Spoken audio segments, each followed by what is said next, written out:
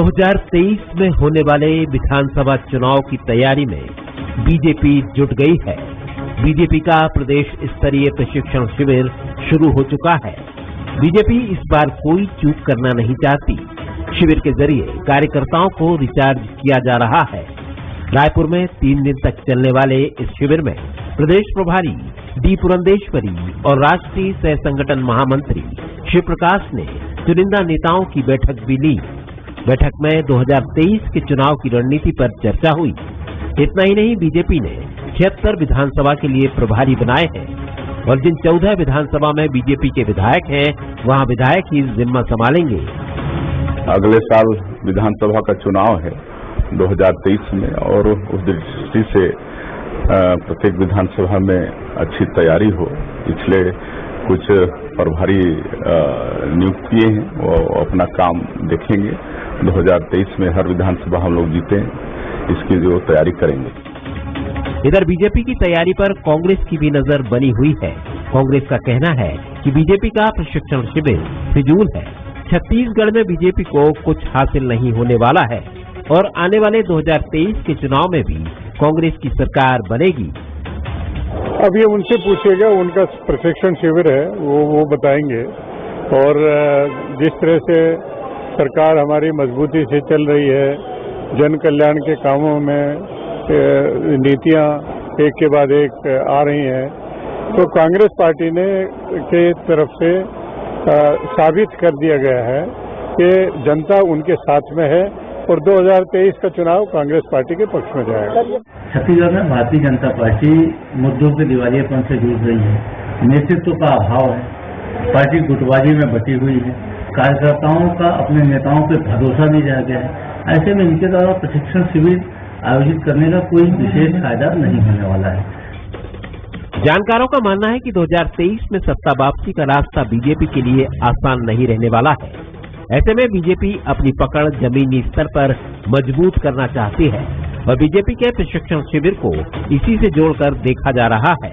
हालांकि अगले साल होने वाले विधानसभा चुनाव में बीजेपी कैसा परफॉर्म करेगी, इस पर भी सबकी नजरें होंगी। कुलेश्वर पांडे, वंसल न्यूज, रायपुर। टीएस सिंहदेव प्रकरण के बाद क्या बीजेपी को कुछ संजीवनी सा मिल गया है? भले उस संजीवनी में प्राण लौटाने की ताकत हो ना हो, लेकिन बीजेपी हर मुमकिन कोशिश में है जहां से वह सत्ता के दरवाजे तक फिर से लौट सके। बीजेपी चुनाव के 1.5 साल पहले पूरी तरह से इलेक्शन मोड पर है। विधानसभा प्रभारियों की नियुक्ति और लगातार पार्टी के अंदर मंथन का दौर इस बात की ओर इशारा कर रहा है कि बीजेपी अब फिर से अपनी धार पाने की जुगत में है। लेकिन बीजेपी दूसरे के खेमे में झांक तो रही है, पर अपने किले को कैसे मजबूत बनाया रखा जा सके, इस पर मंथन की तरफ बढ़ती दिख नहीं रही है। खैर, ये तो पार्टी के अंदरूनी हलकों की बात है, लेकिन पार्टी के अंदर और बाहर इस बात को लेकर पुरजोर चर्चा है कि बीजेपी को चुनावी तैयारी से पहले खुद की मजबूती को टटोलना चाहिए। नमस्कार, आज के मुद्दे में आप सभी का स्वागत है। मैं हूं आदित्य नामदेव। बीजेपी आखिर सत्ता की तरफ लौटने को इतनी बेचैन क्यों है? क्या उसे वाकई में कोई ऐसा अलादीन का चिराग मिल गया है, या फिर वह कांग्रेस के अंतर्द्वंद को अपने लिए जीत का कवच मानकर चल रही है? बीजेपी के अंदर बाहर खूब सारे सवाल हैं, जिसका जवाब बीजेपी को न तो पार्टी के भीतर मिल पा रहा है और न ही पार्टी के बाहर। ऐसे में दूसरों की कमजोरी के बूते ही सत्ता पाएगी बीजेपी। कांग्रेस पर हमला करने से पहले क्या बीजेपी को खुद की मजबूती को टटोलना जरूरी नहीं? आज इसी विषय पर हम चर्चा करेंगे, मिशन पर बीजेपी। हमारे साथ बातचीत करने के लिए 3 बेहद खास मेहमान मौजूद हैं। हमारे साथ मौजूद हैं अनिल द्विवेदी जी, वरिष्ठ पत्रकार हैं, बहुत स्वागत करता हूं मैं उनका। हमारे साथ मौजूद हैं नितिन बंसाली जी, वरिष्ठ नेता हैं, कांग्रेस के प्रवक्ता हैं, बहुत स्वागत करता हूं उनका। मेरे साथ मौजूद हैं अमित चिमनानी जी, भारतीय जनता पार्टी के वरिष्ठ नेता है, प्रवक्ता है, बहुत स्वागत करता हूं उनका। सबसे पहले मैं, चूंकि वरिष्ठ पत्रकार मेरे साथ हैं, मैं अनिल जी के पास चलता हूं। अनिल जी, बीजेपी है कहां? सड़क पर तो दिख नहीं रही है। अविश्वास प्रस्ताव लेकर आई, पूरी तरह से हवा हवाई हो गई। ये सिर्फ दिखावा है या माहौल बनाने की कोशिश है? और जो रणनीति पर भारतीय जनता पार्टी चल रही है, क्या वह रणनीति 2023 में भारतीय जनता पार्टी को जीत दिला पाएगी, ऐसा लगता है आपको? देखिए आदित्य, आपने जो सवाल उठाया कि बीजेपी है कहां, तो बीजेपी जनता के मन में है, बीजेपी कार्यकर्ताओं के विश्वास पे है और बीजेपी अभी आत्ममंथन के दौर में है। यदि ये प्रशिक्षण शिविर आयोजित हो रहा है देखिए, मुझे याद है कि यशवंत सिन्हा होटल बेबीलोन में प्रेस कॉन्फ्रेंस कर रहे थे और जब उनसे पूछा गया कि ये लड़ाई क्या है, उन्होंने बोला ये विचारधाराओं की लड़ाई है। चाहे राहुल गांधी जी हो, चाहे नरेंद्र मोदी जी हो, दोनों से आप जब भी बात करें बीच बीच में ये बात उठाते रहते हैं कि विचारधारा की लड़ाई है, और वाकई में विचारधारा की लड़ाई है। हम कोई लीबिया, अफगानिस्तान और दूसरे देश नहीं है जहां पर शस्त्रों की लड़ाई लड़ते हैं राजनीतिक दल या लेकिन देश में विचारधारा एक चलती है, उसके आधार पर पार्टियां राज करती हैं। जनता को जिसकी विचारधारा पसंद आती है उस पर वो सत्ता सौंप देती है। लेकिन अभी जो बीजेपी का प्रशिक्षण वर्ग चल रहा है, इसमें 3-4 चीजें मायने रखती हैं। पहला ये कि क्या भाजपा विधायक और सांसद जो बड़े पद पर आ गए हैं, क्या वो कार्यकर्ताओं के बराबर रह करके उसी तरह विचारों को सुन सकते हैं? फिर देखिए, इससे बीजेपी की राजनीतिक विचारधारा की बात होती है। आज मैंने देखा कि आरएसएस चीफ भी पहुंचे थे, उन्होंने पूरे परिवारवाद की बात कही, उन्होंने अनुशासन और संयम सिखाया। मैंने देखा कि उसमें विश्व हिंदू परिषद के आलोक कुमार जी पहुंचे थे, उन्होंने बताया कि किस तरह विश्व हिंदू परिषद और दूसरे दल हिंदुत्व का मुद्दा उठा सकते हैं। तो बीजेपी के कार्यकर्ताओं से लेकर के भाजपा विधायक, ये सारे लोग 3 दिन तक बाकायदा झोले बैग पर कपड़े लेकर के वहां पर चिंतन शिविर में बैठे हुए प्रशिक्षण आयोजित कर रहे हैं। क्या कांग्रेस नहीं करती? करती है। अभी देखिए, आप राजीव भवन में मैंने देखा कि अच्छे अच्छे विचारकों को, जो कांग्रेस के बड़े विचारक हैं, उनको बुलाया गया और कार्यकर्ताओं को प्रशिक्षित किया गया, उनको वैचारिक आधार समझाया गया कि कांग्रेस की विचारधारा का आधार क्या है। मुझे तो इतना अच्छा लगा कि जब कांग्रेस ने राष्ट्रपिता महात्मा गांधी की विचारधारा को समझाने के लिए पार्टी कार्यकर्ताओं को, जनता को समझाने के पैदल यात्राएं चलाई, ताकि महात्मा गांधी की विचारधारा और कांग्रेस की विचारधारा लोगों तक पहुंच सके। तो ये एक अच्छा कदम है, चाहे कोई भी राजनीतिक दल हो। इससे होता ये है कि पार्टी का कार्यकर्ता अनुशासित होता है, वो पार्टियों के इतिहास को समझता है, उसको लक्ष्य मिलता है, वो कहीं न कहीं जो धरना प्रदर्शन, इससे जो एक आत्मविमुख हो जाता है, उससे कहीं न कहीं आत्म संयम की एक धारणा मिलती है, उससे बड़े लोगों के विचार मिलते हैं, उससे वो अनुशासन सीखता है, आत्म संयम सीखता है। वो कहा जाता है ना कि एक बार यदि पार्टी ने सूचना दे दी तो फिर सोचना नहीं, यानी सूचना के बाद सोचना नहीं। ये भी किसी राजनीतिक दल में अगर अनुशासन है तो ये प्रशिक्षण वर्गों के चलते ही संभव हो पाता है। आप बहुत प्रखर वक्ता हैं आप भारतीय जनता पार्टी के, लेकिन ऐसा तो नहीं लग रहा है बहुत जल्दबाजी हो रही है? 1.5 साल का वक्त बचा है, आखिरी के 6 महीने पहले कार्यकर्ता भूल तो नहीं जाएंगे, प्रभारी भूल तो नहीं जाएंगे कि आखिर प्रभार किसका मिला था उनको? थक तो नहीं जाएंगे कार्यकर्ता? क्योंकि पिछली बार भी 65+ का टारगेट आपने रखा था, वो टारगेट कांग्रेस ने अचीव कर लिया था। जल्दबाजी नहीं हो रही? ऐसा नहीं लग रहा अमित जी? अगर आप लोगों को जब मन करे तो आप कहते हैं कि बीजेपी जो है वो चुप करके बैठ गई, और जब काम करे तो फिर ये आ जाती है बात कि बहुत जल्दबाजी कर रही है। तो अपने अपने व्यूज हैं और सबको अपने व्यूज रखने का अधिकार है। मैं भी अपने व्यूज रखते हुए पहले मैं ये कह रहा हूँ कि जो स्क्रिप्ट आज शुरुआती दौर में की नियुक्ति की बात कर रहा हूँ शिवनानी साहब जी, भाई अगर चुनाव अगले साल है तो अभी से तैयारी होगी तो ये तो बहुत अच्छी बात है। हम कांग्रेस के कार्यकर्ताओं की तरह या कांग्रेस पार्टी की तरह घर में दुबक के बैठने वाली पार्टी के लोग हैं ही नहीं। हमारा तो ऐसा है कि हम विपक्ष में रहें या सत्ता पक्ष में, जनता के बीच रहना पसंद करते हैं। कोरोना काल में क्या था, सरकार की जिम्मेदारी थी कि जनता का सहयोग करे। हम समर्पण का एक कार्यक्रम लेकर के आए, हमारे कार्यकर्ता लोगों की मदद कर रहे थे, कांग्रेस के लोग एसी में बैठे हुए थे अंदर। तो ये मिजाज है भारतीय जनता पार्टी का कि वो मेहनत भी करते हैं और वो किसी चीज में ओवर कॉन्फिडेंस भी नहीं रहते हैं, और वो अगर कोई त्रुटि हुई है तो उसको सुधारने का प्रयास भी करते हैं। और प्रशिक्षित होकर तथ्यों के साथ बात करना, सही जानकारियां जनता तक पहुंचाना, ये हर पार्टी का धर्म होना चाहिए। हमारा धर्म भी तो यही है और हम कर रहे हैं। आज माननीय प्रधानमंत्री जी ने 1,33,000 करोड़ रुपया दिया है छत्तीसगढ़ को, वो जनता तक नहीं पहुंचेगा अगर, तो उसकी आवाज उठाएंगे ना हम, उसकी जानकारी कार्यकर्ताओं को देंगे ना कि देखिए आवाज भेजे, माननीय मोदी जी ने, कांग्रेस की सरकार ने नहीं पहुंचने दिया। उसके अलावा खाद भेजा, नहीं पहुंचने दिया। किस प्रकार से एमएसपी बढ़ रही है तो उसका जो बेनिफिट है वो जनता तक नहीं पहुंच रहा है, और तमाम मुद्दे हैं।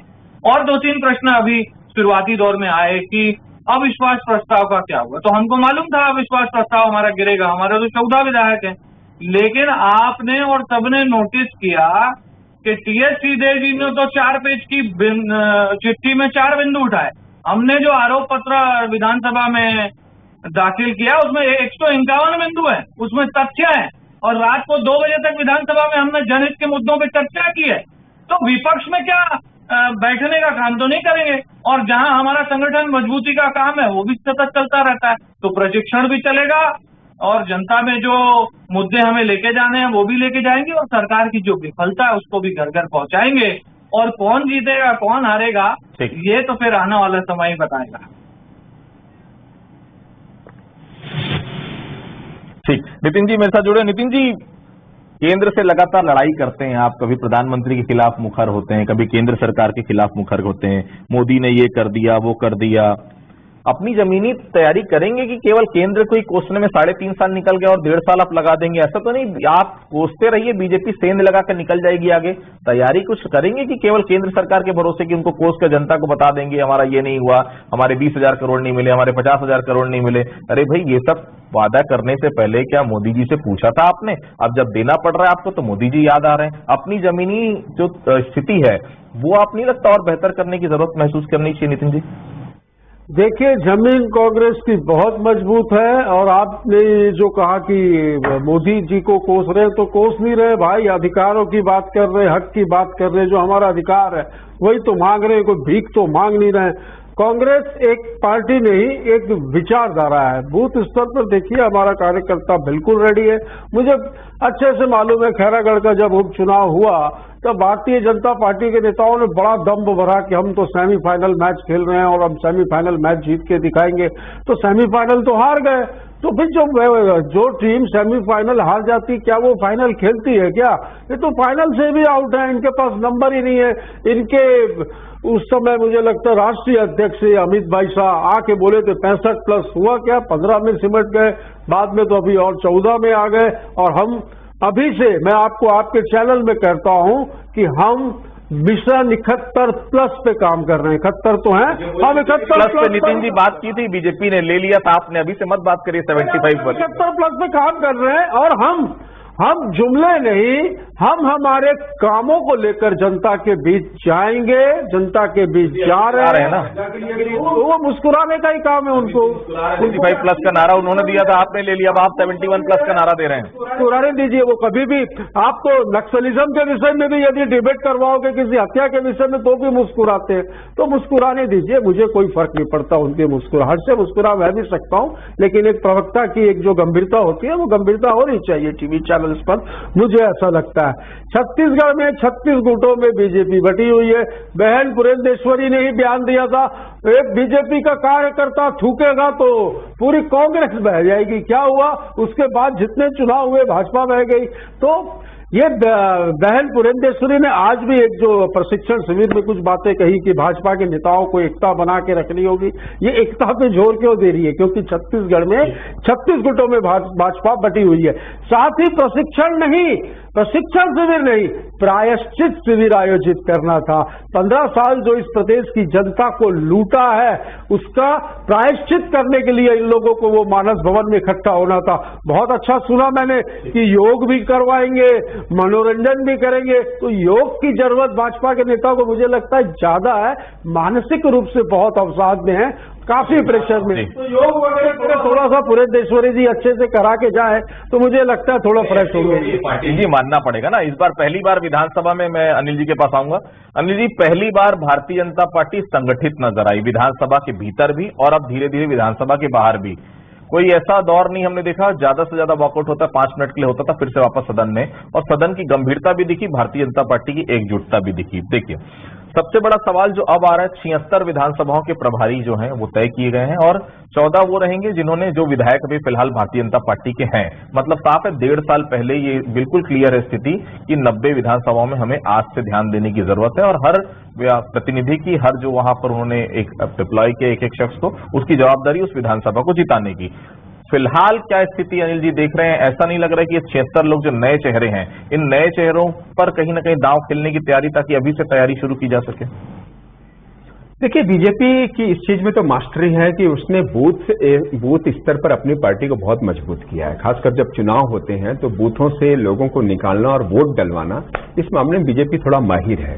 उसका संगठन, उसका कारण भी है, उसका संगठन मजबूत है, उसके पीछे दूसरे संगठनों की भी टीम है, अनुशासित कार्यकर्ताओं की उनकी अपनी फौज है, जैसा कि वो दावा करते हैं। जहां तक 76 प्रभारियों की जमात है, ये 76 प्रभारी तब तक सफल नहीं हो सकते जब तक कि कार्यकर्ता पूरे ऊर्जस्वित मन से सामने नहीं आता। अब देखिए सोशल मीडिया में क्या बहस चल रही है कि जो पुरानी टीमें हैं वो बदली नहीं गई हैं, जो 15 साल तक मंत्री रहे या विधायक रहे या सांसद रहे या जिन्होंने निगम मंडल के सूत्र हो गए, आज भी वही संगठन में है, आज भी वही चेहरे संगठन, जैसा कि सोशल मीडिया में बहस चल रही है। मैं अपनी तरफ से नहीं कह रहा हूं। तो जिस तरह से पार्टी में खदबदाहटें हैं, उसको एक कार्यकर्ताओं को समझाना पड़ेगा, आपको नेताओं को भी एक करना होगा। अब सवाल ये आ रहा है कि अगर मुख्यमंत्री भूपेश बघेल ने अपने छत्तीसगढ़िया ब्रांड की इमेज बना ली है तो बीजेपी का कौन सा नेता सामने खड़ा होगा? अभी चेहरे तलाशे जा रहे हैं, लेकिन ये भी नहीं है कि बिना चेहरे के पार्टी आगे नहीं बढ़ सकती। लेकिन एक छत्तीसगढ़िया ब्रांड, अगर आपको इस राज्य में मन जीतना है लोगों का, 2.5 करोड़ लोगों का मन जीतना है, तो छत्तीसगढ़िया की बात तो आपको करनी होगी। तो इसलिए पार्टी को उन नेताओं को खड़ा करना होगा। तो नेताओं में भी आपसी जब तक एकता नहीं होगी, जब तक आप संभाग वाइज नेता खड़े नहीं करेंगे, जब आपके मोर्चा जब तक सफल नहीं होंगे, महिला मोर्चा है, युवा मोर्चा, ये जब तक संयुक्त परिणाम नहीं देंगे, तब तक आप सत्ता में नहीं आ सकते, चाहे वो कांग्रेस हो चाहे बीजेपी हो। अगर कांग्रेस को भी दोबारा सत्ता में आना है तो उसको इस तरह की स्ट्रेटजी तैयार करनी पड़ेगी। इसलिए आप 76 प्रभारी बना दीजिए, चाहे 90 बना दीजिए, चाहे 180 बना दीजिए, लेकिन एक व्यक्ति कोई बूथ को नहीं जिता सकता। बीजेपी भी जानती है, वो चुनावी प्रबंधन करना जानती है, वो सांगठनिक प्रबंधन करना जानती है, और इसलिए उसने ये लोग तैयार किए, प्रशिक्षित लोग हैं ये। ऐसा नहीं है कि अचानक तैयार खड़े कर दिए गए, 2-2.5 साल से उनका प्रशिक्षण चल रहा था और सीनियर लोग बैठाए गए हैं। हाँ, ये जरूर है कि पार्टी ने इस बार नए लोगों की लिस्ट बनाई है, नए चेहरा है, युवा चेहरे हैं। हो सकता है अमित चिमनानी जी को भी मौका मिले, कहीं न कहीं मिलना भी चाहिए, वो इतने दिन से संघर्ष कर रहे हैं। तो पार्टी अब युवा चेहरों पर भरोसा कर रही है। मैंने तो ये भी सुना है, हो सकता है अपुष्ट जानकारी हो, कि रमन सिंह को कह दिया गया है कि आप भी अपनी नई टीम तैयार करिए, जब तक नए लड़के युवा सामने नहीं आएंगे। क्योंकि कांग्रेस ने जो पिछले नगर निगम चुनाव जीते, विधानसभा चुनाव जीते, आप देखिए 20-20, 22 साल के लड़कों ने बीजेपी के 60-60 साल की उम्र के नेताओं को हराया है। तो बीजेपी इस बार समझ चुकी, कोई मौका नहीं गंवाना चाहती है, वो नए और युवा कार्यकर्ताओं को सामने कर रही है। 76 प्रभारियों की नियुक्ति भी उसकी जीत का एक नया मार्ग साबित होगी। अब 76 प्रभारी बना दिए हैं, 14 आपके विधायक हैं जो प्रभारी के तौर पर रहेंगे, कुल मिलाकर 90 विधानसभाओं में टीम आपने तैयार कर ली है। अब विधानसभा खत्म हो चुका है, अब सड़क की लड़ाई बहुत जरूरी है, क्योंकि निश्चित तौर पर देखिए खाद की कमी, किसानों की अपनी समस्या, बेरोजगारी की समस्या, शराबबंदी, ये वो पॉइंट से 151 बिंदु आपने तैयार किए हैं। लेकिन 151 बिंदु से अगर सीधा बात करूं तो 10 से 15 बिंदु ऐसे हैं जो सीधे जनता को कहीं ना कहीं कनेक्ट करते हैं। अब वो कनेक्ट करने का समय आ गया, कहीं ना कहीं अब बड़े नेताओं को बाहर सड़क की लड़ाई जनता के लिए लड़नी बहुत जरूरी है, महसूस की जानी चाहिए। और नई टीम, भारतीय जनता पार्टी की अब नई टीम सामने दिखनी चाहिए, ऐसा महसूस नहीं करते आप? क्योंकि यही वो चेहरे थे जिनके सहारे आपने 2018 का चुनाव गंवाया था, केवल 14 सीट पर सिमट गए थे आप। चुनाव में हार और जीत के अलग अलग कारण होते हैं और सबकी अपनी समीक्षा। जहां तक भारतीय जनता पार्टी की एक्टिविटी की बात है, अभी 3-4 दिन पहले ही प्रदेश में जो अपराध अपनी चरम सीमा को लांघ चुके हैं, उसको लेकर के प्रदर्शन हुआ। एक लंबी रैली निकली और राजधानी की सड़कों से जब गुजर रही थी तो मैं था उसमें, लोगों को कहते हुए सुना कि थैंक यू, आप वाकई जनता का मुद्दा उठा रहे हैं, क्योंकि हम नशेखोरी और अपराधों से परेशान हैं। और कार्यकर्ताओं का जोश देखिए, युवा मोर्चा का देखिए, सीनियर्स का देखिए, जवानों का देखिए, कि जो बैरिकेड लगे हुए थे वो उखड़ गए। जनता के हक की आवाज बनकर भाजपा सड़कों पर है। उस समय जब हम सड़कों पर थे तब हमारे विधायक सदन में थे। जैम पोर्टल पर जवाब नहीं दे पाए, आसंदी को कहना पड़ा, स्पीकर को कहना पड़ा कि आप सत्ता पक्ष के लोग हैं, जवाब नहीं दे रहे हो, हंसी के पात्र मत बनिए। आधा घंटा उन्होंने विशेष समय दिया और 200 करोड़ के भ्रष्टाचार का विषय आज भी चल रहा है। आवास के मुद्दे पर जवाब नहीं दे पाए, एग्रीकल्चर के कई मुद्दों पर जवाब नहीं दे पाए, कई मुद्दों पर जवाब पिछले विधानसभा में अलग आए, इसमें अलग आए, प्रशिक्षण दिए जाते हैं। नितिन जी, आपका प्रशिक्षण यही है बीच में बोलने का, आप बोलते रहिए, लेकिन जनता प्रशिक्षण इस चीज का दिया जाता है कि झूठ को कैसे रेसिपी बनाकर सच प्रस्तुत करना है आम जनता के सामने। मिलता है ना, बीच में बोलिए। अपनी बारी में भी बोलिए और दूसरे के में भी बोलिए। ये प्रशिक्षण आप लोग मत लीजिए, मुझे पूरा करना। क्यों नहीं बोलेंगे भाई? मैंने उंगली उठाकर बहुत देर तक रखी, फिर जब आप नॉन स्टॉप आगे बढ़ रहे थे तब मुझे बोलना पड़ा। अरे कुर्सी में तब मुझे बोलना पड़ा कि जनता ने ये बैरिकेड के पास खड़े होकर अस्तित्व की लड़ाई लड़ रहे थे। आपके नेता पुलिस के बैरिकेड के पास खड़े होकर जो नौटंकी और जो नाटक कर रहे थे, वो दिख रहा था सारा कि किस प्रकार अस्तित्व की लड़ाई वो वहां पर लड़ रहे थे। 15 साल खूब मलाई खाई है ना, अब आ रहा है सब ठिकाने। किसने दिया बीच में बोलने का? किसने? नितिन जी की बात चलूंगा मैं। अच्छा सुनिए सर, ऐसा है कि ये लोग जवाब देने में हम तो भैया जनता की आवाज उठा रहे हैं। नहीं, जनता की आवाज नहीं बोलने का, ये आपके हिसाब से नहीं चलेगा, ये चैनल और एंकर तय करेंगे। जनता से वादे किए वो पूरे करो। जनता की आवाज हम विपक्ष में हम उठाएंगे, आपको वादे पूरे करने हैं। अरे कर्मचारियों का कितने दिन का हड़ताल चल रहा है? सरकारी काम। अरे तो आप उठाओ ना, तथ्यात्मक उठाओ भाई, तथ्यात्मक उठाओ, कुछ सत्य उससे उठाओ। में जुमलों की बारात निकाल रहे हैं। अरे जमानत जिनकी कौन सी हड़ताल चल जब्त हो रही है, अरे तो ये हड़ताल हमको विरासत में मिली है भाई। आप क्या देते थे? आप क्या देते थे इन कर्मचारियों को? हमने 2 बार, कांग्रेस ने 2 बार इनका महंगाई भत्ता बढ़ाया। अरे महंगाई बढ़ कहाँ से नहीं है भाई? महंगाई आप बढ़ा रहे और बच्चे का पेंशन में हमारे बढ़लवा रहे। वाह, उचित समय पर उचित निर्णय उनका भी होगा। ये सरकार न्याय करती है, आप लोगों के जैसे अन्याय नहीं। नितिन जी को इंस्ट्रक्शन है, जब पोल खुले ना तो डिबेट को खराब कर दो। ये सारे कांग्रेसियों को प्रशिक्षण है और आप नितिन जी बोलेंगे और मैं बीच में टोकूंगा। चलिए बात पूरी करिए। नितिन जी बीच में नहीं बोलेंगे, कमिटमेंट की है आपसे। देखिए सर, आप जो सत्ता पक्ष सदन में जाना है भाई, सदन में जो लोग जवाब नहीं दे पाते हैं वो डिबेट में भी ऐसे ही करते हैं, सवालों से बचने के लिए बीच में टोकते हैं। मेरा एक सवाल है, ये कर्मचारियों को 4 साल से आप ठेंगा दिखा रहे हो।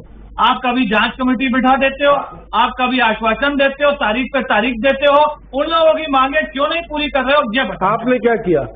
अरे आपने क्या किया? सुन लेते जी, कंप्लीट करिए, फिर समय नहीं है पास जी। हम आ गए ना विपक्ष में, आप बताओ क्या करोगे? आप बताओ। नहीं, हमारी सत्ता है, 2 बार बढ़ाए हैं महंगाई भत्ता। आप महंगाई पे नियंत्रण करिए, क्यों नहीं कर पा रहे हैं? अपनी असक्षमता अपनी कर्मियों को हमारे ऊपर थोप रहे हैं। कर्मचारियों का एक सर्वोपरि है, उचित समय पर उचित निर्णय होगा, न्याय होगा, आपको चिंता करने की जरूरत नहीं है। अरे 4 साल में क्यों नहीं हुआ न्याय? अरे देंगे, 2 बार बढ़ाया है और आगे भी उचित समय पर उचित निर्णय होगा। माननीय मुख्यमंत्री जी के संज्ञान में पूरी बात है, पूरा मामला है, आपको चिंता करने की जरूरत नहीं है। जी के पास चलता हूँ, समय में बात करना जी। ऐसा नहीं लगता कि जितने वादे करके संकल्प पत्र के माध्यम से कांग्रेस सत्ता में काबिज हुई थी, 71 का मैंडेट उसको मिला था, यही कहीं भारी ना पड़ जाए। क्योंकि हमने देखा था चुनावी वर्ष में 6 महीने 8 महीने पहले ये जिस तरह से दौर चला है हड़तालों का, वो चलता था। 1.5 साल का वक्त है और पूरा कर्मचारी संगठन सड़क पर है। ऐसा नहीं लगता कि नाराजगी धीरे धीरे बढ़ती जा रही सरकार के प्रति? देखिए, किसी भी सरकार के हम समझते हैं कि जनता का विश्वास लेकर के आते हैं वो लोग। घोषणा पत्र कांग्रेस ने भी बनाया था और कोशिश की है कि उसको कुछ हद तक पूरा कर सके। लेकिन मैंने देखा कि अभी देखिए विधानसभा में सवाल आया, मैं बड़ा आंकड़ों में देख करके पता नहीं कहां से छूट हो गई सरकारी विभागों की, कि सरकार ने सिर्फ 22 लोगों को नियमित किया। पिछले 3.5 साल में आप सिर्फ 22 लोगों को नियमित कर पा रहे। ये जवाब दिया गया विधानसभा में। अब मुझे नहीं लगता विभाग से गलत जानकारी आई कि सरकार ने उसको देख नहीं पाया। इसी तरह सरकार कांग्रेस पार्टी को बेरोजगारी मुद्दे पर ध्यान देना चाहिए, क्योंकि युवा एक बड़ा वोट बैंक है। अगर आप बेरोजगारी भत्ता देंगे, कंप्लीट नितिन कंप्लीट में, अगर बेरोजगारी भत्ता सरकार देगी, युवाओं का भरोसा जीत सकेगी। इसी तरह आपने शराबबंदी करने की बात की थी, अगर उसकी ओर भी अगर आप थोड़ा सा भी आगे बढ़ेंगे, मैं समझता हूं उसकी सामाजिक मजबूरियां हो सकती हैं, लेकिन आपने वादा किया है, अगर आप उसको थोड़ा सा भी पूरा करेंगे तो सरकार के रिपीट करने में कांग्रेस को मदद होगी। काम कर दीजिए, भाजपा के लोगों को ये है कि 2023 का विधानसभा चुनाव न तो कांग्रेस के लिए बहुत आसान रहने वाला है, न तो भारतीय जनता पार्टी के लिए। और भारतीय जनता पार्टी निश्चित तौर पर 15 साल सत्ता में रही है, 3-3.5 साल हो गया सत्ता से बाहर है, 1.5 साल का समय जो बचा है निश्चित तौर पर सत्ता में वापसी के लिए लगातार प्रयासरत है। और जरूरी भी है, क्योंकि सशक्त विपक्ष बहुत जरूरी है। और जिस प्रकार से मंथन का दौर चल रहा है, जिस प्रकार से 90 विधानसभाओं में विधानसभा प्रभारी अभी से बनाए दिए, कम से कम ये अच्छी बात है कि बीजेपी कम से कम इलेक्शन मोड में आती हुई नजर आ रही है। सभी तय करके हम रख रहे हैं 2023 का चुनाव निश्चित तौर पर बहुत इंटरेस्टिंग होगा। आज के मुद्दे में आप सभी लोग हमारे साथ जुड़े, आप सभी लोगों का बहुत बहुत शुक्रिया। तो आज के मुद्दे में फिलहाल इतना ही, कल किसी अन्य मुद्दे पर फिर से मुलाकात होगी, तब तक के लिए बहुत बहुत धन्यवाद।